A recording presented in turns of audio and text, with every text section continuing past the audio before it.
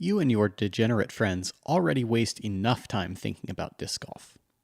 But just in case, here's some extra material on the Fish Golf Brah-dcast.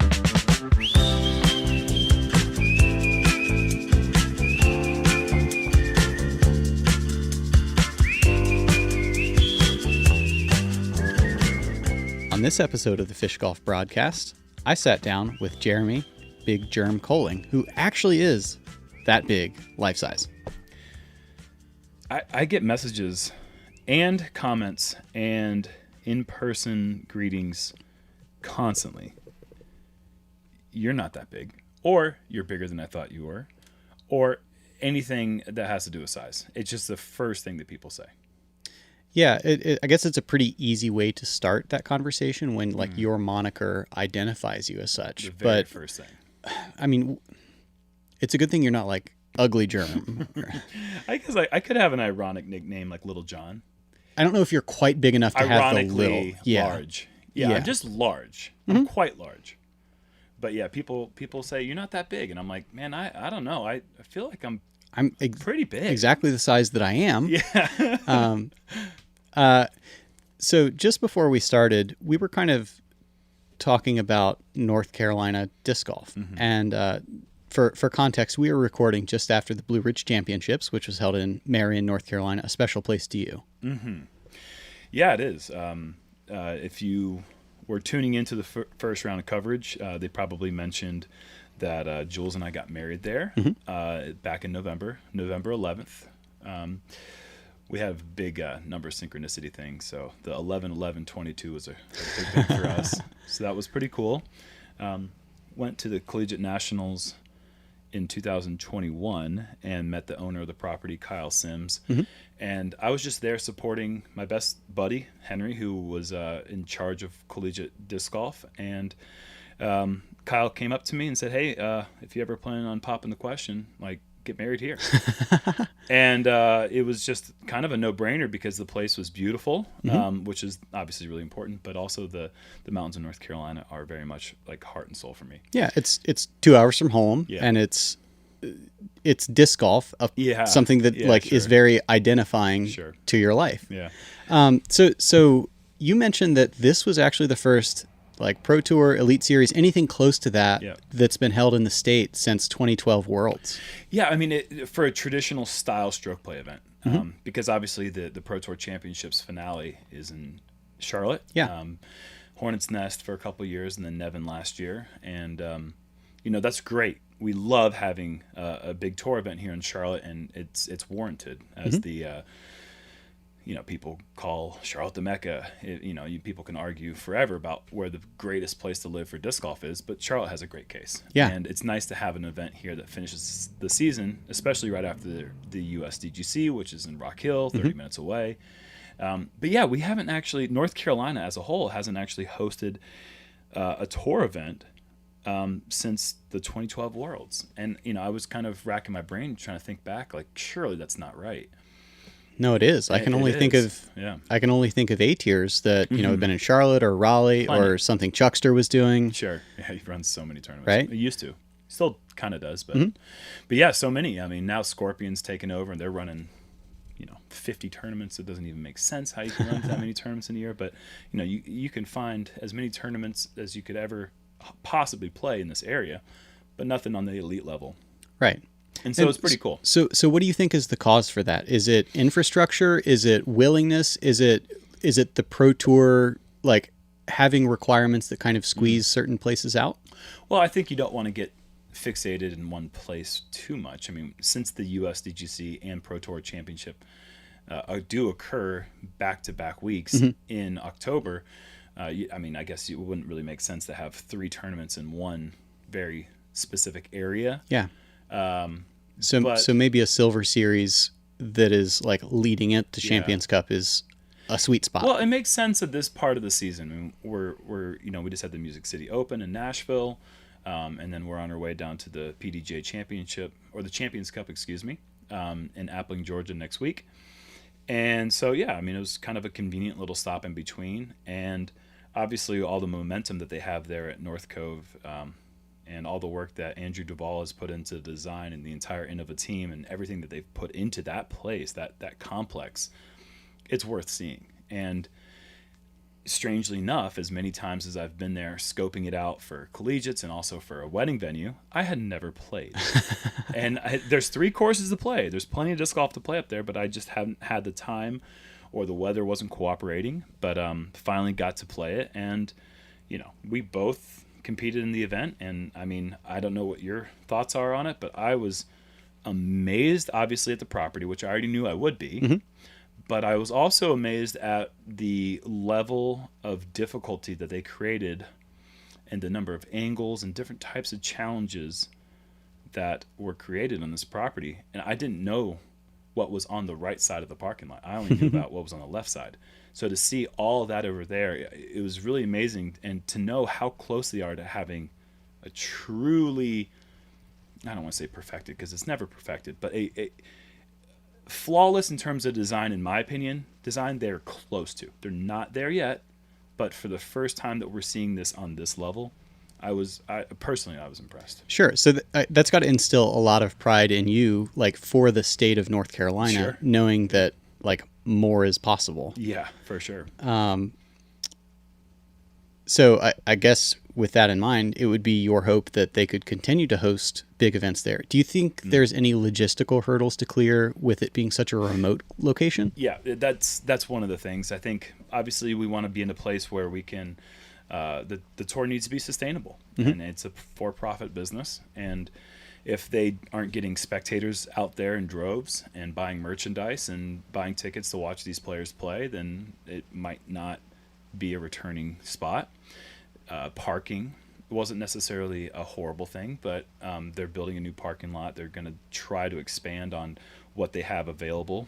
But I mean, the logistics are always a huge part. I think it's one of the reasons we aren't returning to De La Viega anymore. Sure.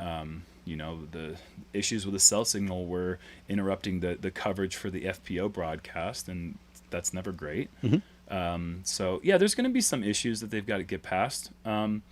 But I mean, I guess as a player, when I go see a course like that, and I don't have to concern myself with doing commentary because it's a Silver Series event, and Jomas only covers the Elite and Majors, I look at it as like, how am I breaking this course down, course design-wise? Yeah. And so that's my first concern. And then, as a fan of North Carolina and all the people that are putting on the tournament, my best man being the TD of the event, mm-hmm, then I start looking at like logistical hurdles of how can we improve these certain aspects to make sure that we can come back, because I would love for this to be a recurring event, not just for my love of North Carolina, but because on a golf style course, we had technical golf, we had elevation, we had arguably maybe too tight of OBs, but a lot of OB that kept us in check. And I just thought it was a fantastic venue. And also for personal reasons, I mean, I'm returning to the place I got married. Yeah. So there's a lot of things that draw me in. Yeah, a lot of happy memories there. So let me just set the stage here. This was a 3-round event on a Duval design that had a lot of tight OB in the southeast. Let's see, a lot of rain. Yes. And so some adverse conditions. Aren't you supposed to win tournaments that only have 3 rounds in that scenario? Oh man, it's been 6.5 years since that was the rule. So with that in mind, like, that feels like a lifetime ago for a lot of people. Like the disc golf scene is 10 times larger than it was at that point. Can you talk about how Jomez has, like, I don't want to say revive your career, because like you're still a very competent player. But like you've been able to see the media side as well as the playing side in the last like 7 years in particular, but your entire career. Yeah. I mean, well, without Jomez, I mean, there's just I don't know how much I have to offer the community. Like, what is my outlet?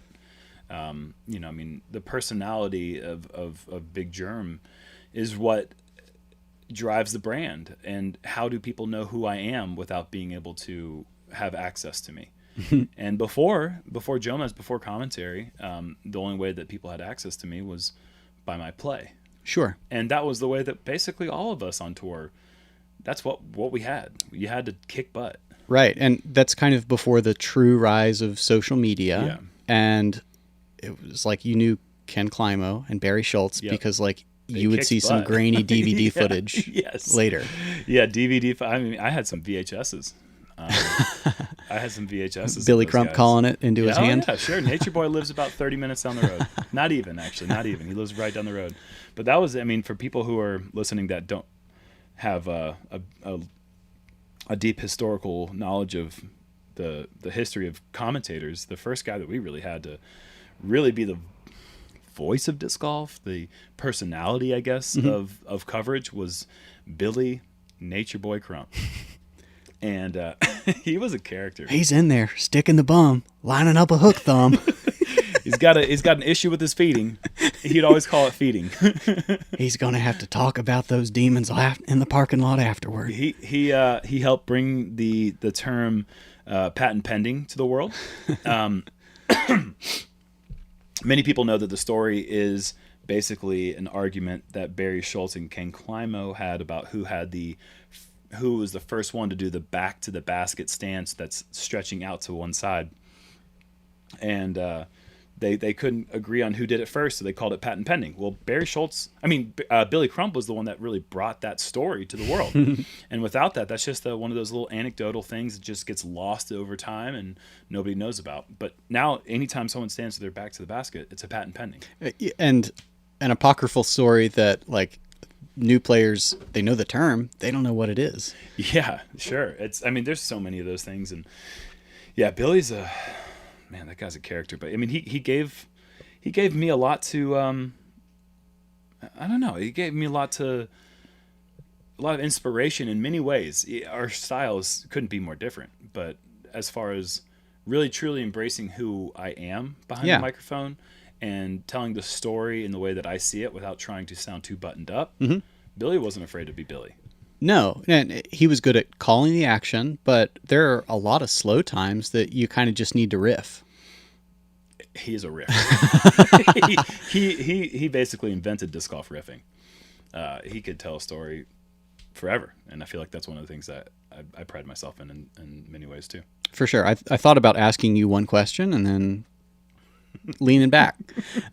So right before we started, you put your phone on silent. Can you tell me about some debacles that have occurred during Jomez commentary? Yeah.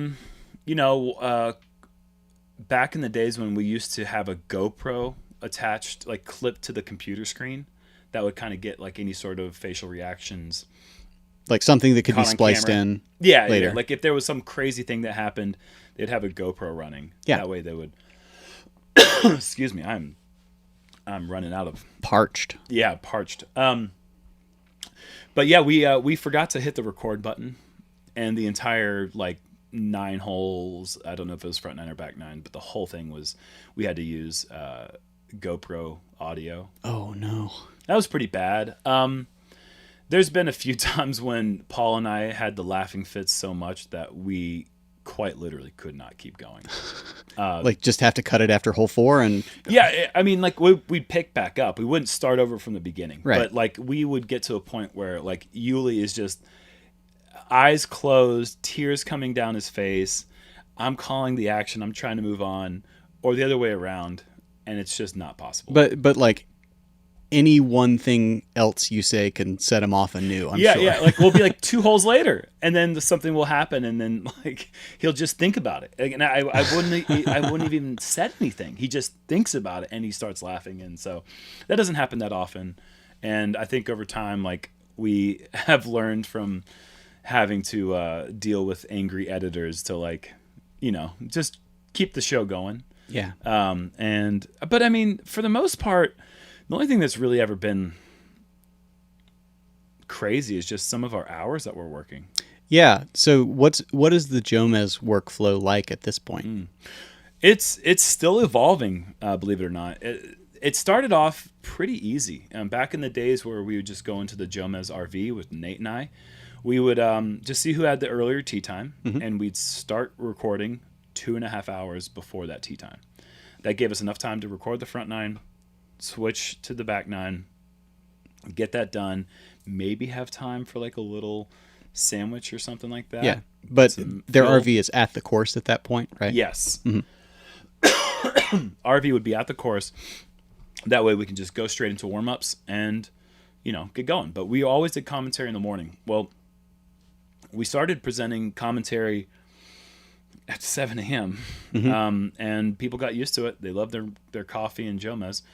And so we started doing commentary at night, which was fine.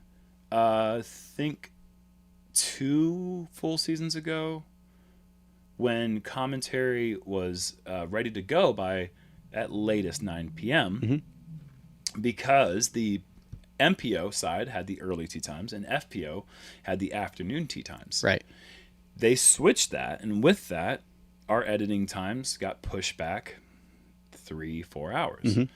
And so it obviously sent our editing crew into a frenzy to try to get things done. And so basically we were watching coverage raw without the disc names, without the follow flights actually drawn in, without, all the things that you kind of see as a polished image of what you see with Jomez. We were getting the bare bones. And so a lot of time we're speculating on what discs are what, and everyone's like, "You're idiot! It's right there in the top right of the screen." It's like, for you, we don't have that information, and so like if I don't intimately know the person's bag, I'm guessing. Which eventually I just stopped guessing because I didn't want to call the wrong disc anymore. But sometimes we were getting started, started at 12-1. I think the World Championships in 2021 with the Holy Shot, we decided to push commentary back from like 2 a.m. to the next morning, but 5:30 a.m. just so that we could make sure we hit that time slot so everybody was ready, got their morning Jomez.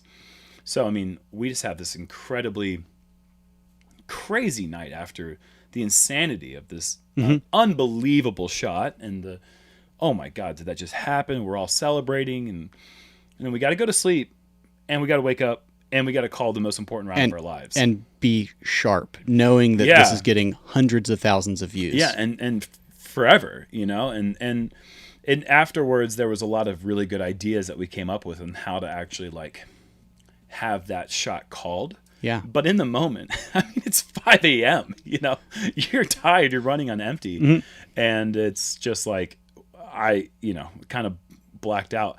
I remember Yuli and Nate and I were all just kind of joking with one another, saying like, if you guys screw this up, we're going to hate you forever, and just like kind of messing around. That's how we do anyways. We probably get in the booth about 20 minutes before we actually start recording, because it's always just sharing stories about our round. And we have this game called Fingies, where we have a right hand for good fingy and a left hand for bad fingies. And basically we just say, all right, hole 1 for the week. And then we've got to go in our mind and think about what our total collective score is for the first hole. And so if someone says 3 under, another person says 2 under, another person says even, the worst score takes a bad fingy, and 3 under takes a good fingy. And so it's like skins for your little group. Yes. And if there's a tie for the top or a tie for the bottom, no fingies either way. Except the bottom score would take the fingy if it's outright the bottom. Yeah. But you don't get a fingy if you're tied with 2 under and 2 under. So anyways, it's just, it's skins for fingers. It's finger skins, as we call it. I just made that up. But it's is that going to catch on? It's not. There's no way. I really hope not. But yeah, we do stuff like that. And, basically we have some bonding time, some camaraderie. And then I always say that wrong word, but camaraderie. Yeah. And then, then we get into it. And it's, knock on wood, it's one take every time, and we send it to the world with all the germisms and all the warts and all.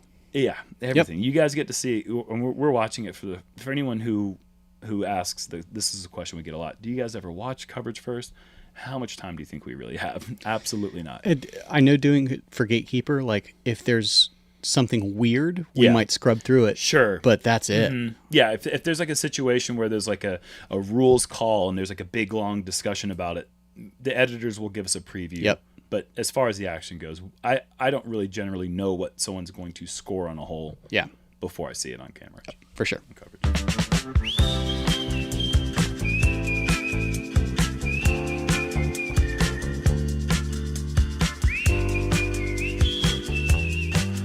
I'm Luke Humphreys, and I never don't listen to the Fish Golf Brah-dcast while I'm rockhounding. I'm Double G, and I listen to the Fish Golf Broadcast while I marinate my beef. If you like where this show is headed, stick around for part 2. We'll never barrage you with 11 minutes of droning external ads to start the show. So please support the Fish Golf Brah-dcast by visiting discgolfbra.com for hats and other apparel. Fish stamp discs are available at fishdiscgolf.com and daddydiscgolf.com, and you can save 10% on upperparkdiscgolf.com with the code Andrew10 on backpacks and other items.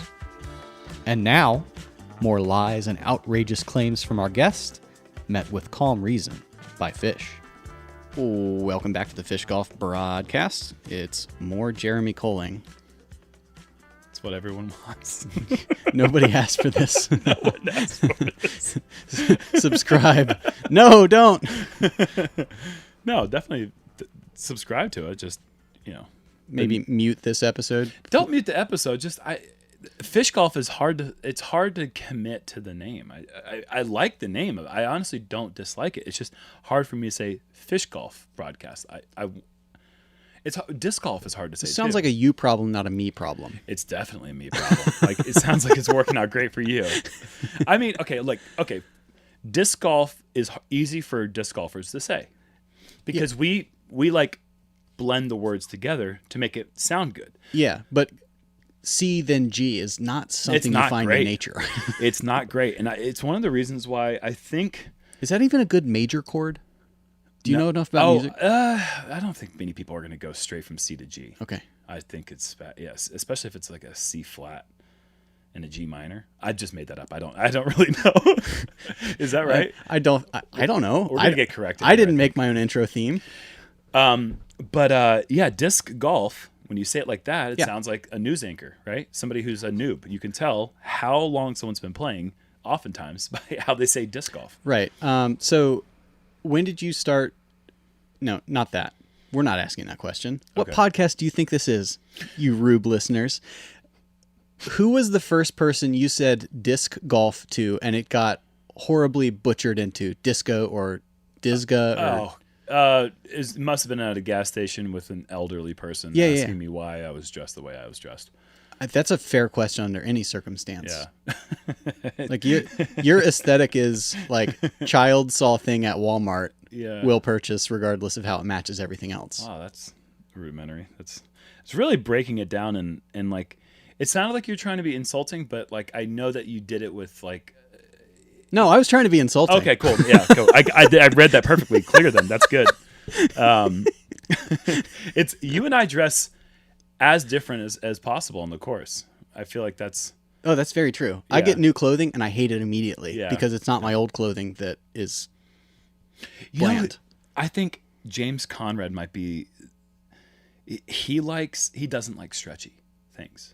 And so like his pants are made out of like rugged like work material type of pants like he does, and I can't even imagine it. I can't even imagine. Everything I wear is stretchy, and is that just because like your body is weird and like for those at home, Fish just made an octopus type of motion with his arms. Well, I guess what I was trying to get to is like it's hard for me as well to get clothing that fits in length and like heft. Yeah, sure. We're all everyone's body's different, so it's always difficult to find. It would make so much more sense. Like, obviously, I don't want tailored shirts. Like, I don't dress up for things. Yeah. I'm very comfortable looking like a dirtbag. But it would be really nice if like medium tall was a standard shirt size. Yeah, no doubt. I'm definitely sitting on a bunch of clothing that I wish I had returned because I get it and I'm like, yeah. I think this will work. And then, if it doesn't actually fit just right, I'm like, I'm not going to wear this. And so I've wasted so much money on clothes. So much money. But anyways, back to I want to wrap this thing up, the fish golf, the disc golf and all that. Dave Feldberg, I don't remember where he was saying this, but he was talking about how if our sport was granted permission by Whammo back in the early days to actually use frisbee golf, it would have actually done wonders for our sports promotion and marketability. Marketability early, because it's not an awkward CG. It's not the disc golf. Frisbee golf rolls off the tongue quite well. And frisbee is a singular use thing. Like with disc, it's compact disc or laser disc or yeah, sure. like disc brake. Frisbee means something that you can throw with your hands that glides and soars and looks beautiful while it's flying. But the SEO for disc is terrible. It's not good. Nobody likes compact disc anymore. Somebody actually handed me a CD last week when I was in Nashville. Like a mixtape? Yeah, it's his album. And I looked at him and I said, man, I really would like to play this. But my computer doesn't have a CD port. My truck doesn't have a CD port. I have no earthly idea how I could even play this. You just put it on your finger and then spin it. Exactly. He looked at me and said, yeah, I don't know. I know that, but I just check it out on Spotify. But he handed me the CD anyways. So yeah. Huh. I wonder if that's like the new business card for musicians to just like hand out discs and be like, you could try this or find me on SoundCloud. And I traded him an AOL 50 hours free CD. Yo, that's good stuff. It was a good trade. Do you remember how valuable those things were? It was like phone cards when long distance cost you money. I felt like those were the least valuable things in the world because they were everywhere. I saw them just littered on the streets. Like, I felt like those things were a dime and a million. Not even a dozen. A dime a million. Am I wrong on that? Come from different perspectives on this one? I don't know. Maybe this is just like, 3 or 4 years difference matters here. Yeah, sure. You're 34? Yeah. Okay. Yeah. I think it does matter. Okay. Okay. What weird things were you searching when you were, 12 and the internet was just starting? Yeah, we're getting you on record here. I made him swear to tell the truth, nothing but the truth. Yeah, I did. You know what? So I remember my mom was dating this guy who worked at UNC, and he had access to a printer, and we didn't have a printer or the internet at our house. And so he'd always say, hey, I'm going into work today. Like, do you want me to print out anything? And I remember asking him to like print out the homepage for like NBA.com. So like I was just getting like a screenshot or whatever it was back then. Sure. Of the front page of the National Basketball Association. Were you trying to get scores or just like... I don't even know. Like, he'd ask me and I didn't know how to answer the questions. Yeah, so you didn't know what to ask. I didn't know what to ask. The whole world of questions you could ask. And I was just getting lousy screenshots of the homepage of just different professional sports bodies. Like, it was just such a lame thing to get back. I'd look at it and I'd be like, I'm not interested. I just throw it away. But like, I don't know. When you're 12, like, what do you look up? I mean... I know some 12-year-olds are looking up, but the internet was a very different place 25 years ago. Absolutely. Like that. I don't know I haven't looked into demographic information for who's downloading the show. So any 12-year-olds out there, I don't want to know. I hope it's just like New York Times recipes for pancakes or something. Man, like something that's safe to make as a 12-year-old. There's got to be just an infinite amount of cool things that you can do. I mean, I'm amazed. I feel so helplessly addicted to and drawn to apps like just anything social media. There's so many fun things. Obviously, there's horrible places you can go on the internet. But if the dark web. If you get directed in the right place, you can find some really inspirational art. Yeah. A lot of inspirational craft projects that have inspired me to do certain things that were outside my comfort zone. And obviously discovering new things. I just, that's the good stuff. So yeah, it honestly sucks that like the internet tempts you to fritter away your time when you can find such good poetry and music and art and just like the things that propel you to find your own creative outlets. That's the good part. are we selling the internet well to our listeners? Are they? Yeah, buy in to the internet. I'm telling you guys, it's a good thing or a bad thing. You could be an early investor right now. The internet, a sponsor of the Fish Golf Broadcast. Fish golf. Oh my goodness. All right. Are you still on that? Let's move on. All right. So I'm told you have a good forehand.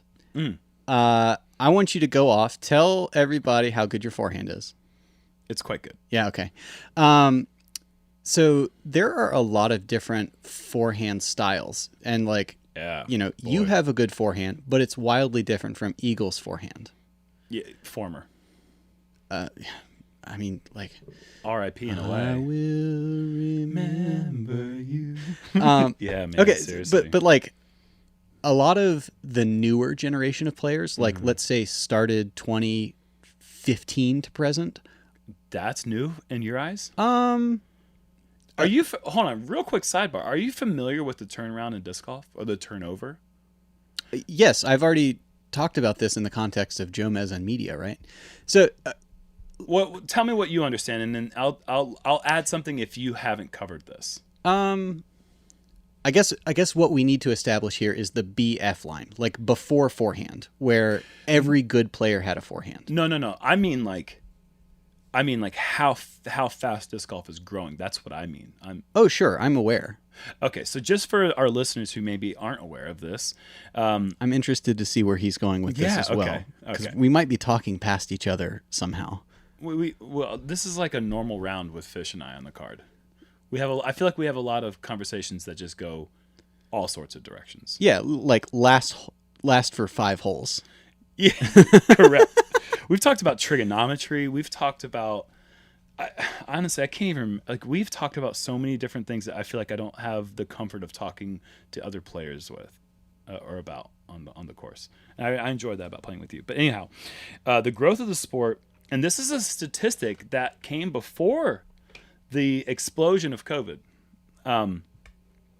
Every 2 years, okay. Let's consider a new player somebody who has been playing for the last 2 years. Yeah, deal. Okay. Everyone else in the world is lumped into old players. If you've been playing for 3 years, you're old. Okay? Okay, I accept your terms. There are more new players in the game than there are old players. And as soon as the next year comes, those guys who were in the new are now in the old, and there are more new players than there are old. And so that keeps happening. We keep adding more players than there have ever been that are still playing.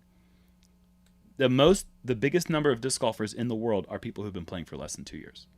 And it's just incredible that we keep recycling that. We keep turning that over. And so when you say 2015, to me, I'm like, those guys are like ancient disc golfers compared to the majority.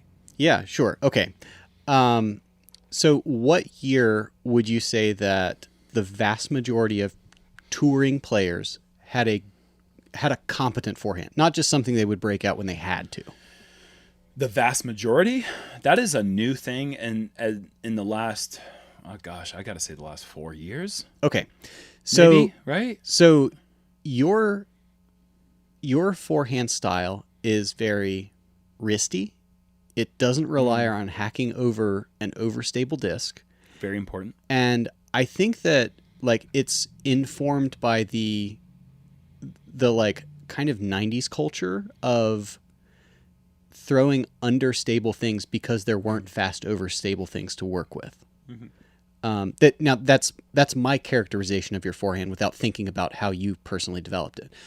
The difference between you and a lot of touring players is that they're gonna throw the most overstable Firebird they can find.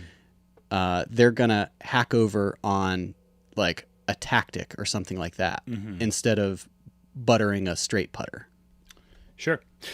Well, I mean, there's a lot of merit to it. I mean, a lot of the courses we're playing are exposed to more wind and more distance, and they don't have to necessarily concern themselves with the same type of particular shots that I was trying to master when I was first starting in North Carolina and in the woods here on the East Coast.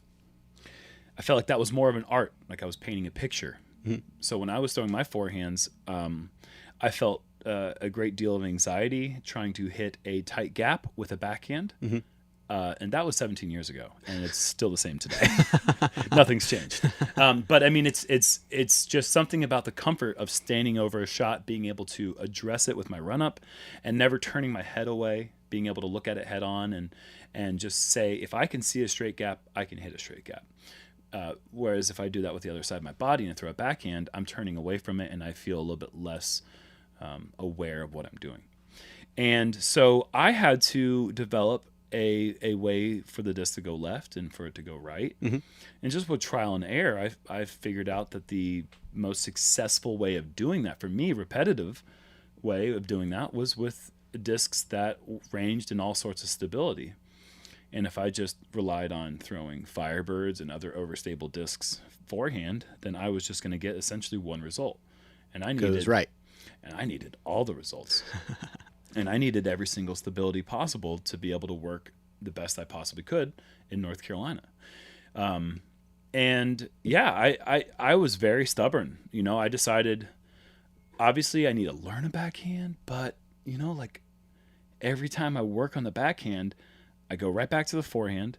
It's super simple for me and my brain to process how this works, how this fits, how this shapes, how this lands, how this fights the wind, how this uses the wind, how this lands. I mean, everything just was like, I could see it before I threw it. Yeah. And with my backhand, I was like, man, if everything comes together at the right moment and the sun is in the right place in the sky and I somehow miss those trees right there and everything comes together, I might be as close as just the very first forehand instinct that I have. I think it's very funny that like you go through all these conditions that have to work for your backhand. Yeah. And I'm like, hey, I'm just going to throw a backhand mid-range. Yeah. But if you ask me to do the same thing with a forehand, Right. like, yeah, you're that's my trouble calculus.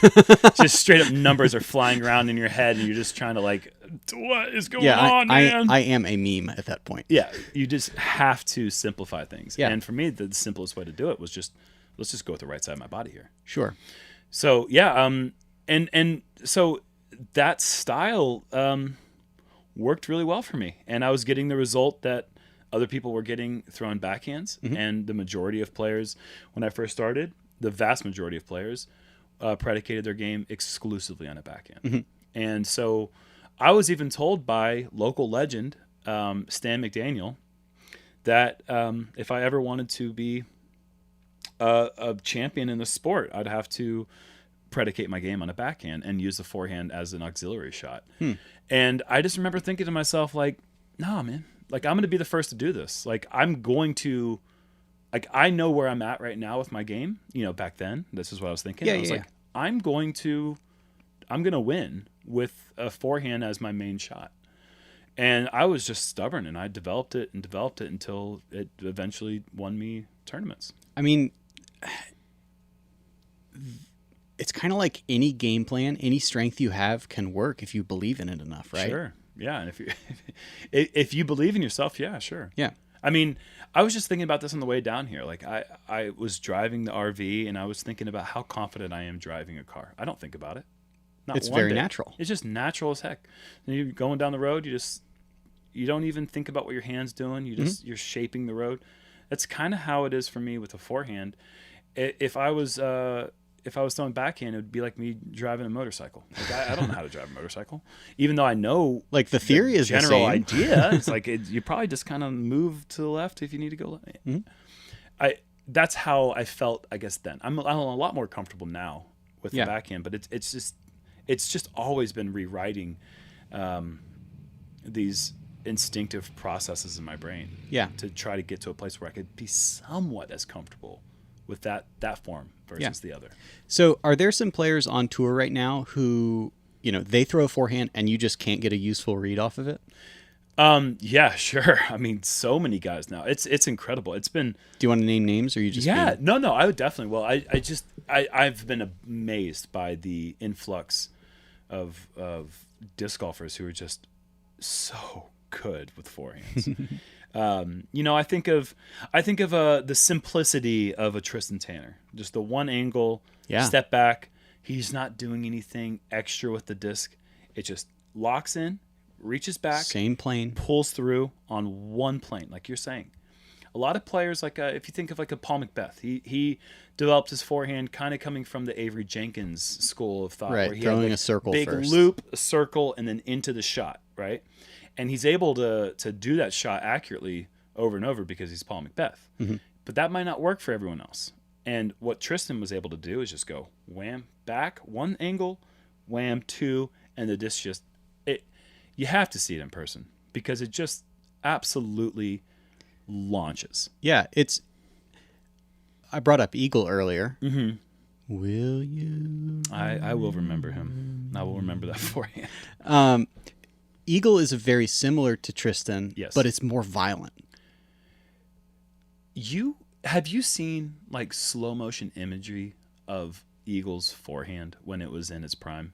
Oh yeah, like I didn't know The joints wing moved was quite just like that. snapping in the weirdest places. Like I don't know how his arm didn't break before it did. Mm-hmm. It just was like it came together in this way that was so smooth. But what had to happen to get that insanely? It just, what was the word you explosive? No, you said I don't know. the word for whatever. Violent? Violent. Yeah, maybe that was what you said. But to create that violence is just was, it's beautiful and like. Don't let your love pass you by. I gawked many hours on that man's forehand. It didn't make any sense. Like you've played Diglo. Yes? Sure. You think about hole 18. Sure. Can you think of a time when Eagle didn't birdie that one with a forehand? It was okay. We were talking at the Open at Austin about how difficult one of the holes was. I think it was hole 7, maybe like 380 forehand, really far to the right. Yep. Mm-hmm. And I was able to get it one of the rounds, but it was like 1 out of 3 is about the best I could possibly do in a tournament on that. Mm-hmm.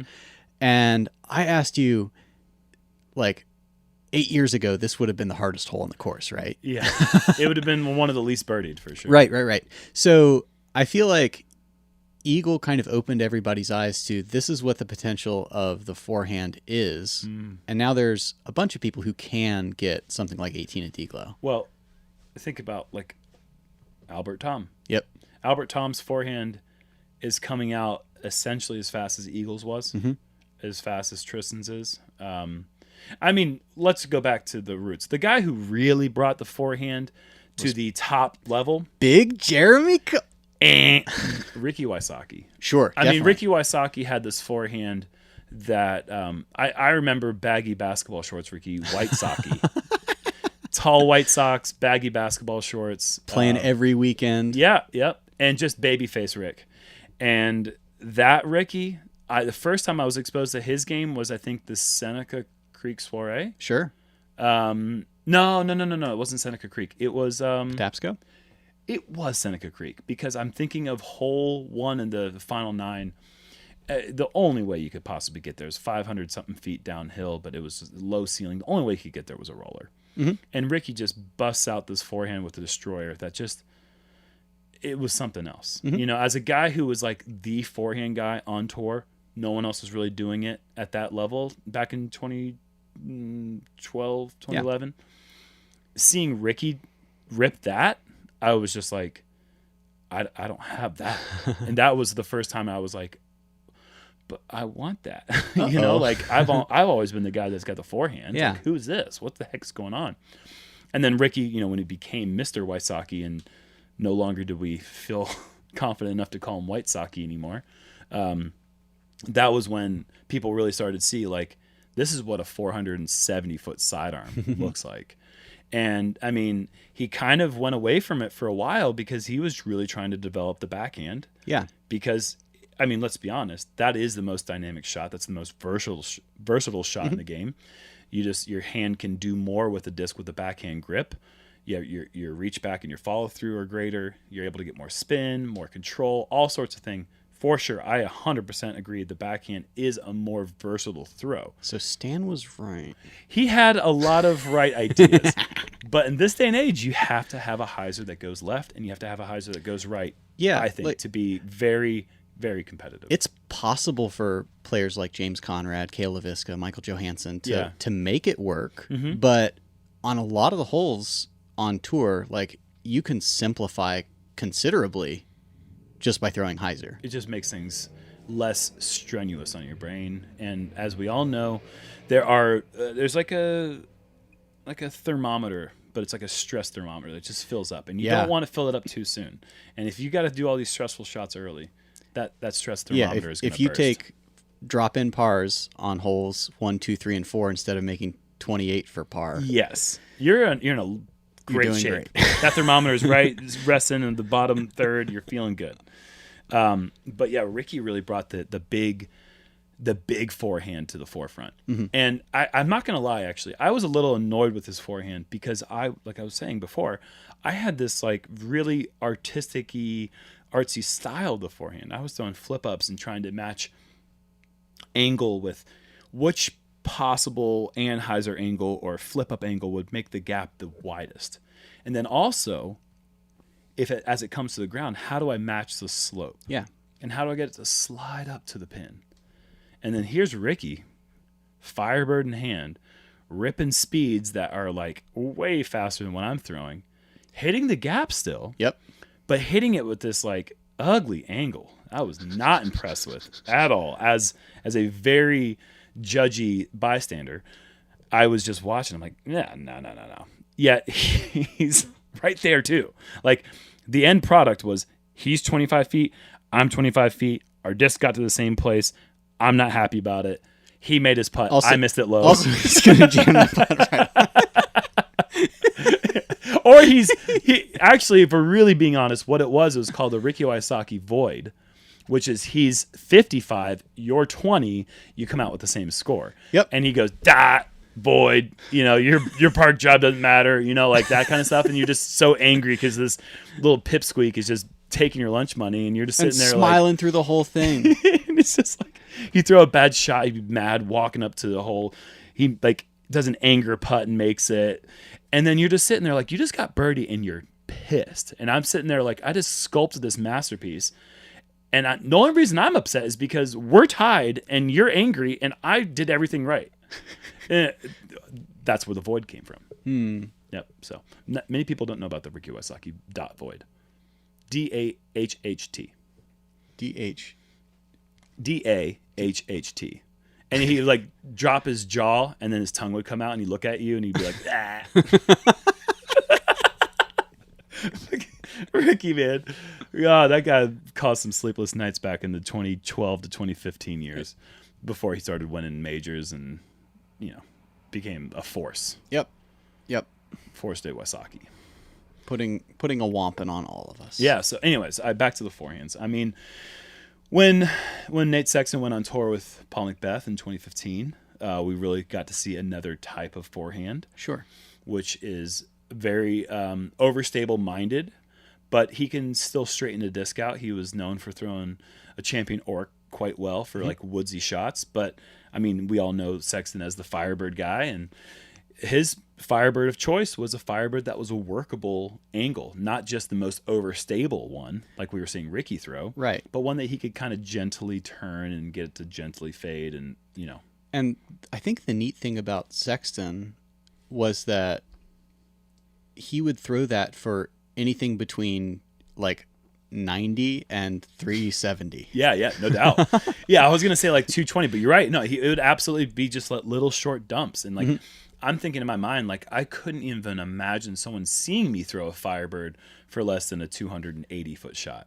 But yeah, very embarrassing for you. It's a putter. It's an AVR X3, right. Or it's back in the day it was a zone, or back, whatever it was, for whatever company I was sponsored by. But yeah, I mean, seeing him throw those was just like, yeah, the results are perfect, but you're throwing a 9-speed on a, but then like, who cares? This is once again like you being judgy and, so my elegance is just pedantic as hell. Like is that right? Shallow and pedantic. I was both. I mean, I was like just judging in every single way, just because the forehand meant so much to me that, I just looked at it like, that's my thing. Quit it.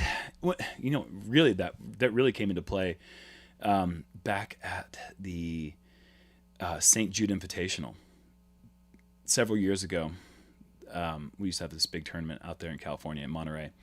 What does used to mean? How many years did it actually happen? I It was remember just one. 2 years. Okay. Happened twice. But Classic. We're in the warm-up field, and Macbeth says, "Hey, Jerm, look what I've been working on." And he just throws one of the most beautiful stand-up late turning forehands. And then just turns around and like winks at me and like, "See, I got it too." And I was just thinking to myself, like, dude, go home. Like one of us needs to retire right now. Yeah, like he just showed me, like, if I wanted to, I could just do your thing and do it better than you. And it's just like, cool, man. Macbeth's always had this like really funny attitude that like he always tries to use the no one ever thought I could, like they said I was too small. Yeah, this is like one of those coach World pump up beaters. speech Yeah. things. Like, He's always posting. are you like, kidding? memes. Come on, man. But here's the thing: no one ever said he couldn't. We were all like, "No, yeah, you probably will." we're all just being like very quiet and Yeah. still. Like maybe he won't see us. Yeah, I'll never forget it. This only worked one time for me in my entire career, but going right before the Memorial 2015, I remember telling Macbeth how good he was. And like just like being unbelievably amazed by it. Man, I honestly don't even think you're beatable. And I don't really know how that played into the 2015 Memorial. Mm-hmm. What I do know is Macbeth had the greatest season in modern era in 2015, winning all the majors and third place being his worst finish.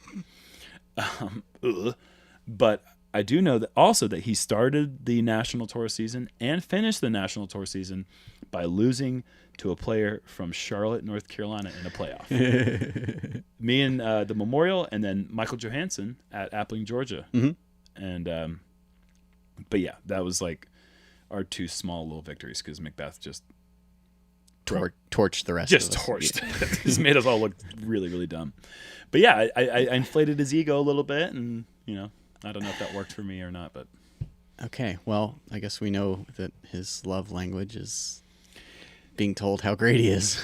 I think he likes for people to doubt him because he can use that as motivation. He uses that as fuel. And so if you ever want to beat Macbeth at something, don't tell him that you're going to beat him at it because you most likely won't.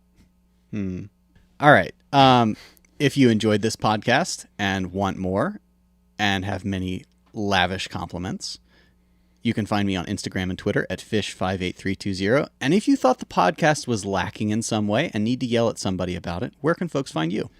It's Instagram is gonna be the best way. It's Big Jerm DG, Jerm spelled with a J, and that's really the Facebook. Does people do that still? Oh, Yeah, that's pretty much it. Leave comments on Jomas. I usually read a lot of them. So, boy. He reads the YouTube comments, and he claims to be a functioning adult. Thank you for your time.